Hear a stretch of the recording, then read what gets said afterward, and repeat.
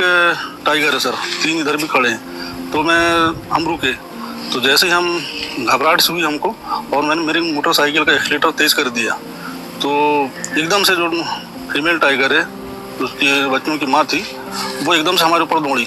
मैं सामने खड़ा था और मुझे पता ही नहीं चला, वो एकदम से आई और हमें थोड़ा आवाज़ की हाथ उठ करके, तो जस्ट वो पीछे चली गई। हमें समझ ही नहीं आया कि कैसे आई और कैसे गई, तो एकदम चिल्लाती हुई आई हमको एकदम अटैक करने के लिए। और फिर हम जैसे वो वापस हुई और फिर हम वहाँ से चले गए। ऐसी घटनाएं हमेशा होती रहती हैं, लेकिन हमें सिखाया गया है, ट्रेनिंग में सिखाया गया है कि ऐसी परिस्थिति जब बनती है तो हमें घबराना नहीं है, डटे रहना है। इस कारण से हम लोग फायर गार्ड लोग अपनी ड्यूटी करते रहते हैं खुश हैं। मैं और मेरी टीम ये बहुत अच्छे तरह से जानते हैं कि यहाँ पार्क के अंदर अलग अलग तरह की कठिनाई और खतरों के बीच हम घिरे हुए हैं, लेकिन हमारा ये मानना है कि ये वर्दी जो है वो साहसी लोगों को ही मिली हुई होती है, क्योंकि हम यहाँ वन्य प्राणियों के बीच उनके घर में हैं, ना कि वो हमारे घर में। हमारी यहाँ मौजूदगी एक मकसद से है और हमें यहाँ वन और वन्य प्राणियों की सुरक्षा तत्परता और मुस्तैदी के साथ करनी है। इन वनों और वन प्राणियों की सुरक्षा के लिए फॉरेस्ट डिपार्टमेंट समय समय पर जंगल में कॉम्बिंग ऑपरेशन करता रहता है।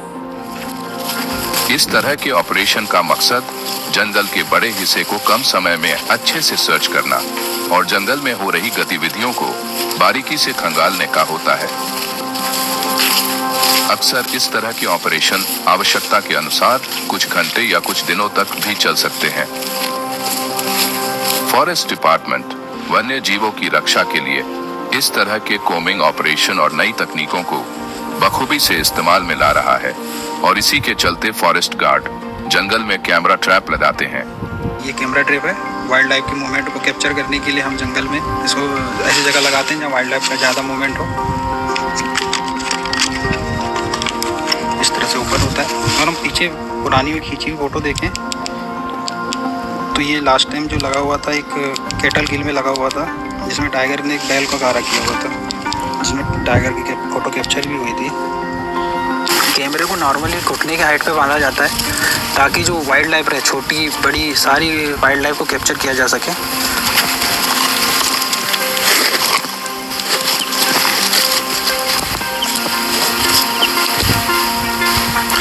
कैमरे को एक बार सेट होने के बाद इसका मोशन टेस्ट भी कर लिया जाता है कि कैमरा कहाँ तक मोशन ले रहा है और कहाँ तक की फ़ोटो कैप्चर कर सकता है। इससे प्रतीत होता है कि फ़ोटो प्रॉपर आ जाएगी, किसी खड़े इंसान की फ़ोटो आ जाएगी और एक टाइगर की पूरी फ़ोटो आ जाएगी।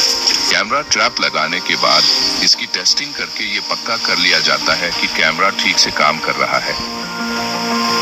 हम जब कैमरा ट्रैप लगाते हैं तो जहाँ जब भी कोई मूवमेंट होती है वो मूवमेंट को कैप्चर कर लेता है कैमरा ट्रैप, और रात में भी चलता है और दिन में तो यूजुअली फोटोज कैप्चर करता ही है।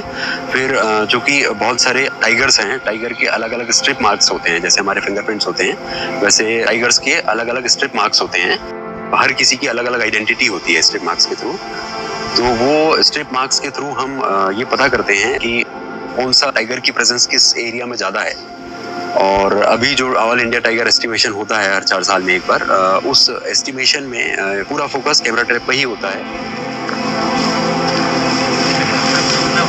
फॉरेस्ट गार्ड्स केवल जानवरों की ही देखरेख नहीं करते, बल्कि वन और वनों में पाई जाने वाली वन संपदा की देखरेख भी करते हैं और करवाते भी हैं।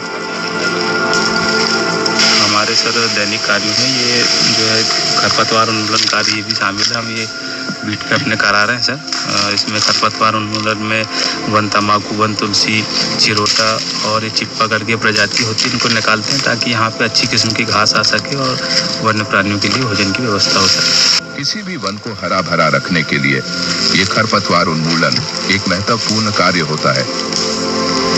जहाँ एक और फॉरेस्ट डिपार्टमेंट कुछ तरह की घास और पेड़ों को निकालता है, वहीं दूसरी और कुछ पेड़ खुद ब खुद टूट के जंगल में गिर जाते हैं और इनसे अक्सर जंगल के मार्ग अवरुद्ध हो जाते हैं।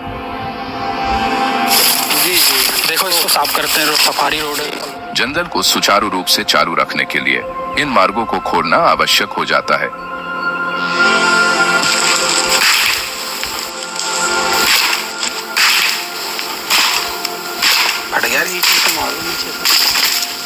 इस प्रकार जंगल के मार्ग को एक बार फिर से खोल दिया गया, जिससे जंगल में होने वाला मूवमेंट अब निरंतर कायम रह सकता है। जंगल के इलाकों में अक्सर खड़ी चढ़ाई और पहाड़ियां मौजूद रहती है और एक वन रक्षक को ऐसे दुर्गम इलाकों में भी अपनी पहुंच बना के रखनी होती है। ये उबड़ खाबड़ और सीधे खड़े रास्ते इस काम की कठिनाई को चरम सीमा तक ले जाते हैं। जंगल के अंदर कोई समतल जमीन तो ऐसे मिलती नहीं, बड़ खाबड़ी क्षेत्र रहता है, कहीं खाई है, कहीं पे चढ़ाव है, लेकिन उसमें भी सबसे ज्यादा मुश्किल वाला जो गश्त के दौरान क्षेत्र होता है वो पहाड़ पर चढ़ना अपने आप में, क्योंकि क्या है कई जगहों पे सीधी खड़ी चढ़ाई होती है, तो हम लोग को ये वहां जाना जरूरी